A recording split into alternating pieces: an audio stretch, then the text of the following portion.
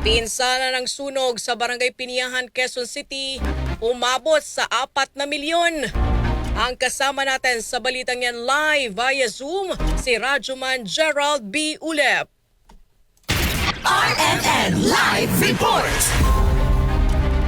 Kasama nga Angel, umabot sa halos sa 4 na milyong piso ang halaga ng pinsala ng sunog na sumiklab dito sa Barangay Piniahan sa Quezon City, particular dito sa Nilia Road.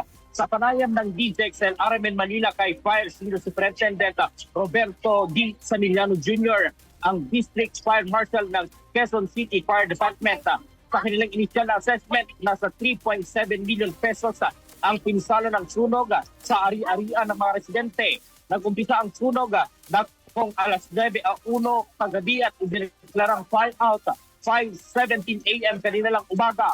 Patuloy na inaalam ng Bureau of Fire Protection ang sanhi ng sunog at ilang pamilya itong apektado ngayon sa naturang sunog na tumagal na 8 oras.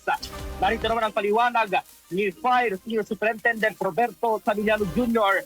kaugnay pa rin dito sa napakatagal na sunog dito sa naturang area.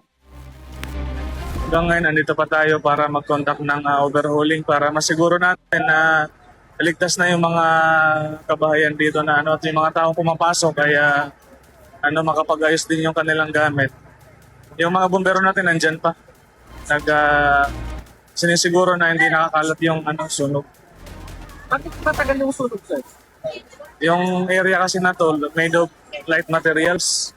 Kaya kung mapapansin ninyo, puro kahoy, madalang plywood, yung kanilang ginamit sa paggawa ng bahay.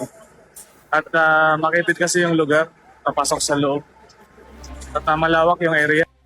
Yun itong ating panayam kay Superintendent Roberto Saniliano Jr., itong District Fire Marshal ng Quezon City Fire Department. Sa ngayon, humihiling na rin itong mga residente na apektado ng sunog mula sa local government unit ng Quezon City. Kasama mo sa DZXL RMN Manila, Radyoman Gerald B. Ulep, Tatak, RMN.